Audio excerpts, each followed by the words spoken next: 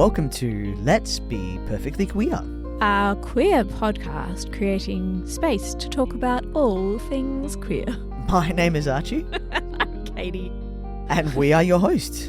Questions of how you identify, seeking answers to clarify. Whether you're queen or somewhere in between, let's be perfectly queer. It's because you were doing really weird inflections, and then I was like, "Oh, I want to replicate that as well." I was just seeing the loudness, so we'll do that again. We'll do it again. No, okay. I think that's fabulous. Okay, if you want. Yeah, all right. I'm going to keep it. So, welcome to this next episode. We have drum roll, please. Brrr. Small talks. I'm a great drum roller. Sure. Excuse you? Don't you sure me, boyo? It was okay. Recently, we've been binging a bit more of RuPaul's Drag Race. Oh, shit, yeah. Yeah. It's been great. So I've loved it. We've been binging that a little bit, and then I started to think about what is the history of stilettos and lipstick? Because I think one of my students was pointing out maybe a few months ago about lipstick, and they were like, oh, so what color did they used to use back in the day on black and white television, and why? And even with men's lips, they used to use like green. Oh, yeah. Didn't they used to use blue on women's lips? I think that there was both green. Okay. Yeah, I think maybe it was blue on men's. But anyway, that's not what I'm talking about. Oh. But it just got me interested to think about what is the history and the story behind stilettos and lipstick. Because I read somewhere that stilettos were made, high heels particularly, were made for men. Yeah, they were made for men. Yeah. I thought they were made for men either in governmental figures or they were made for men part of the monarchy. We're going to get into that. Can't wait. So we're going to go straight into the topic. Yeah? No So- chit-chat? Or if you want to chit-chat, but Nah. yeah, okay. I just wanted to put you So- off. So kind. So today we're stepping into the glamorous world of lipstick and high heels or stilettos, or whatever you want to call them, depending on whereabouts in the world you come from. Two iconic items that have had a major impact on gender expression and queer culture. Heels and lipstick. So, heels and lipstick have fascinating histories that go way beyond fashion. They've been symbols of power, rebellion, and identity throughout the ages. To kick things off, did you know that the first heels were actually worn by men, which we've already talked about? But this was in my script, but we spoke about it. That's fine. Yes. Yes. And that lipstick was once considered scandalous in many societies. Really? So the history of heels. High heels have a long and storied history. Let's start in ancient Egypt. What? Around 3500 BC, Egyptian butchers wore heels to avoid stepping in blood Oh my while gosh. slaughtering animals. Like That's they so don't logical. they don't look like what we would consider heels, obviously, but They had a form of heel it. on them. Yeah, And to be honest, it's not like they were trudging around in gumboots in No. the sand. because I don't think gumboots were created in 3500 BC. I don't think They they, didn't had have rubber. the- Because they didn't have the rubber. Yeah. Because it comes from rubber, and rubber comes from trees, and trees grow Yeah. in the Amazon. Thanks for that. Similarly, ancient Greek actors wore platform sandals called kothorni. I don't know how to say that. I'm so sorry. To signify status and make themselves more visible on stage. Yeah, makes sense. Because it's like, if you're tall, you have more power. Exactly. It's about the height and the Closer presence to and stuff. God. Sure. Fast forward to the Middle Ages and the Renaissance, and we see heels becoming a symbol of status and wealth in Europe, which I'm sure is what you were talking about. Yes. But did you know that they predated that? Crazy. No. Yeah. And it was both men and women who wore them. In fact, King Louis XIV of France loved high heels and popularized red-soled heels as a status symbol among the aristocracy. The OG. Something like that. And XIV is 14, right? XIV? XIV. IV. Because V is 5. Yeah, so and when you 10, put the I in front, 16. let's create. No, 10, 1, 4, 14. Yeah. Yeah. Yeah, cool. Do you know what? I was doing Roman numerals yesterday as well. Oh, really? Yeah.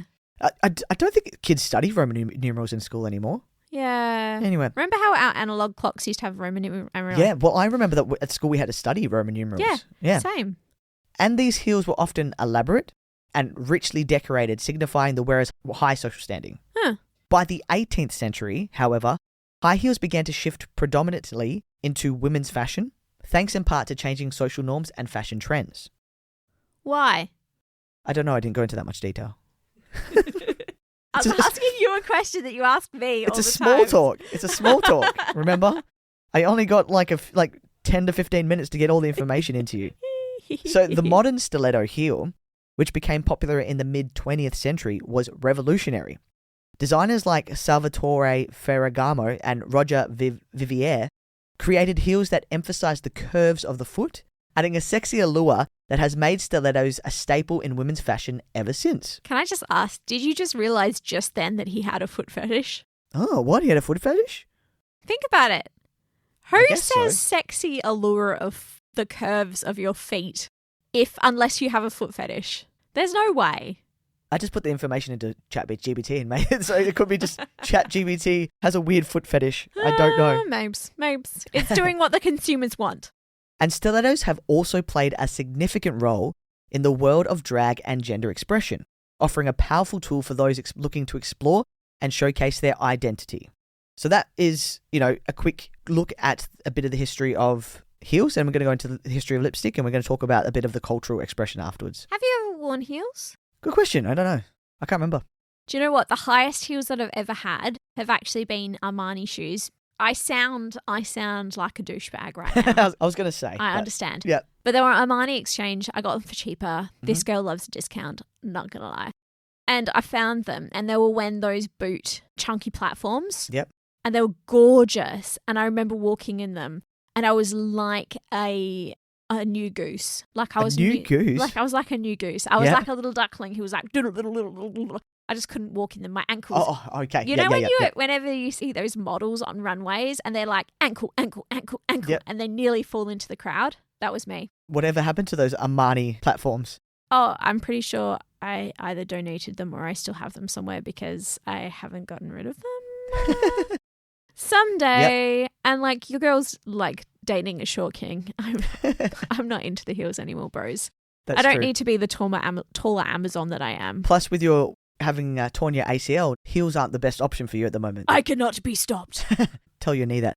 Now, let's paint a picture of lipstick history. Ancient Sumerians around 5000 BC are believed to have invented the first lipstick by crushing gemstones to decorate their lips and faces. Can I ask you a question? Yes. Who are Sumerians? No idea. Okay. Meanwhile, in ancient Egypt, both men and women used a substance called mesdemet, a mixture of iodine, bromine, and a variety of other ingredients to colour their lips. Oh, so it would have been like a brownish colour. That's what I'm assuming. So it looks like both heels and lipstick have some kind of history in Fucking Egypt. Who would have thought? The original RuPaul's Drag Race. It all began there. Moving into the medieval and Renaissance periods, lipstick's popularity waxed and waned. In England, during Queen Elizabeth I's reign, bold red lips were fashionable, and she herself was known for her striking red lips. However, during other periods, lipstick was seen as immoral and associated with witchcraft and deceit. Witchcraft? How interesting. People hate women. Yeah, that's what it is. Maybe they just don't like women who stick out. I think that's what it is. I think because if you think about it, yep, people who are bold, who are perceived as bold, who weren't part of your normal culture. Mm-hmm. If you think that they might have power or they might stand out, then it's kind of like that tall poppy syndrome. You want to cut them down. That makes sense. Yeah, because then they could be controlled better. That's true. Snip, snip, snip. It's all about control. Yeah. It's about having someone submissive and someone you can control. Yeah, which is fine if you've agreed into that in the BDSM community. But if you've not consented to such things, we cannot be controlled. The 20th century saw lipstick becoming a mainstream fashion item, thanks in part to Hollywood. Stars like Clara Bow and Marilyn Monroe made red lipstick iconic. Clara Bow. Stars like do you know Clara Bow. The only reason I know that is because of Taylor Swift. Oh, really? I don't know who that is. She's got a whole song devoted to Clara Bow and how Clara Bow was cut down as a tall poppy. Oh. Yeah. You should know this. Just so everyone knows, fun fact about Archie, he and I have listened to the whole of the Taylor Swift. The new album. The longer version. It was on the way to... Down south, yep, and back. Fun facts. He should know this. It was Bustleton, wasn't it? Bustleton? Dunsborough. Was it Dunsborough? Don't know. Wherever we were. Anyway, in the 1940s, during World War II, lipstick became a symbol of resilience and patriotism for women. Yeah. Votes for women. And post-war, lipstick continued to evolve with the times, from the bold reds of the 1950s to the natural hues of the 1970s and the vibrant, diverse colours of today. Yeah. If you think about it, going through it, everyone, it's gone with like fashion, hasn't it? Yeah. Yeah. And fashion changes and, it's also a very look of the time and what's happening in society, whether people are being vibrant and out there or very subdued. Yeah, totally. And like heels, lipstick has been a powerful tool for self-expression, especially within the queer community. Drag queens and kings and non-binary folk and others have used lipstick to challenge gender norms and express their true selves. They have. Yeah. Completely. And so the last bit of this, we're going to have a quick look at cultural and queer perspective of heels and lipstick. Yes. So let's talk about how heels and lipstick intersect with gender and fashion. Historically, both items have been used to signify power and status, often challenging traditional gender roles. In queer culture, heels and lipstick have become symbols of defiance and self-expressionism. Drag culture in particular has embraced these items to create larger-than-life personas that challenge societal norms around gender and beauty. Queer icons like Marsha P. Johnson, RuPaul, and Billy Porter have all used heels and lipstick as a part of their powerful visual statements. These items help tell stories of resilience, creativity, and identity. Completely. And today, we see a resurgence of heels and lipstick being used in new, innovative ways within the queer community and beyond. Gender-fluid fashion is breaking down barriers, and makeup brands are becoming more inclusive, celebrating all forms of beauty. Because if you think about it, lipstick and heels, separate the two or put them together. Yeah. They are in themselves not related to sexuality, and they're not related to gender. Anybody can wear heels if they do hope so. I mean, do you want that pain? If you want it, take it on board. Like, go for it. Enjoy yourself and the height that it will create. In the same way that lipstick doesn't really have any identity either. If you feel like you want to have black lips, purple lips, pink lips, green lips, you do you. Yeah, you do whatever you want. And I really love that there's this new generation on social media who are breaking these gender norms. It's like clothing doesn't have gender.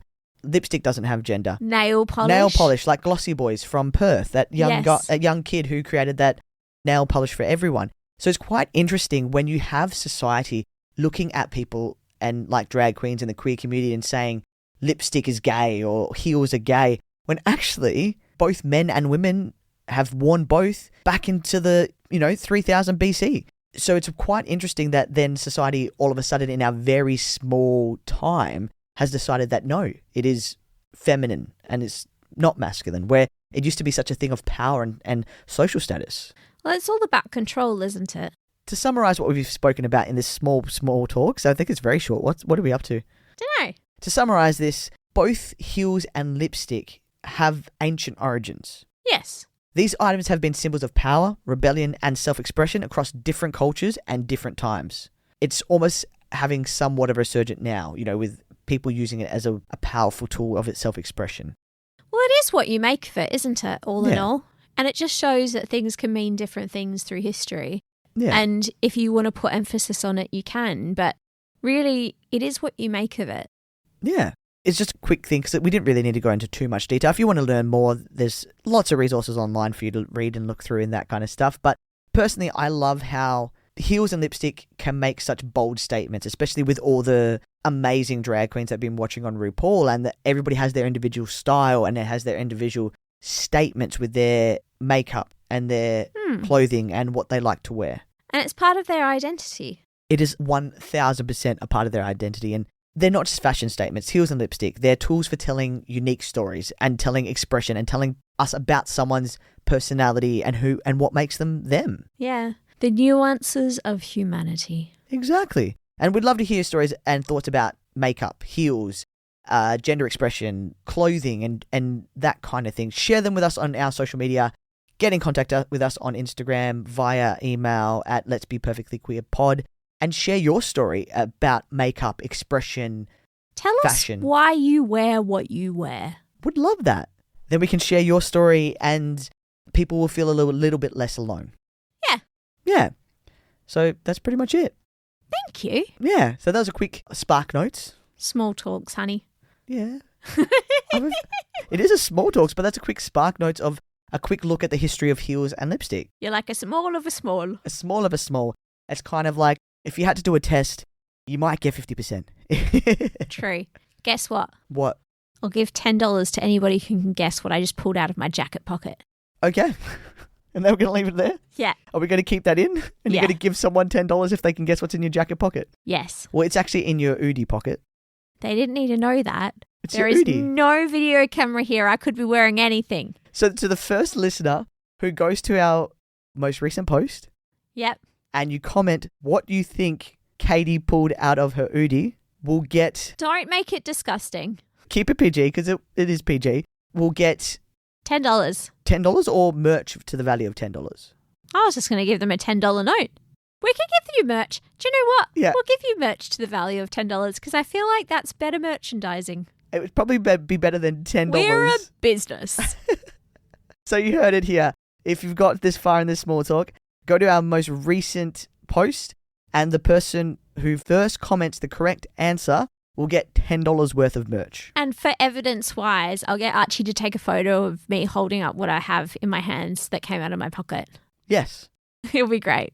Well, on that note, I hope you've enjoyed this quick episode. If you did, don't forget to rate, review, and subscribe on all your favourite platforms and share with your friends. Yeah. Yeah. Yes, I agree. Yeah. I agree. Yeah, so thank you so much for listening and getting all the way through this such long episode. Oh, And it's been a it's been- mountain. It's been an effort to really get through all the information. It's just so much. Epic adventures. We've gone on a journey together today. All right, you need Did to you finish age? this. It feels like you aged like a lot since the start of this. But anyway, thank you for... Good luck on editing that bit. Yeah, I'm just going to cut that bit out. Thank you for listening. And until next time, I hope that we have been... Perfectly